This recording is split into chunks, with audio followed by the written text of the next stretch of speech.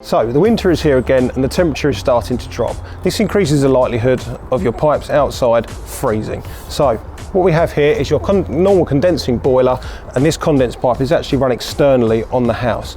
Now there is actually a size that these pipes should be, especially when they run outside. This one is actually too small. It's just a standard overflow pipe. When they run outside, the regulations actually state that they should be run at least a 32mm pipe, which is this one.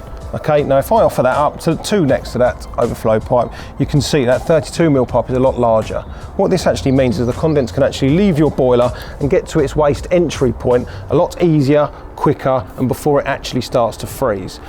Even when you do have these 32mm pipes run outside of your house, we still recommend insulating them with your standard pipe insulation you can get from a local DIY store, or even what we can do is actually fit something called a trace heater. Now these heaters are small coils of wire that actually run around the outside of the pipe under insulation still. When that temperature drops to a certain point, they gently warm the pipe, which allows that condense to pass straight through without freezing at all, thus keeping your boiler working nice and healthily over the winter. If you do have one of these narrower pipes outside of your house, the best thing that we recommend to do is to actually have them removed and have one of these larger ones put in. So if you'd like help doing that, by all means give us a call.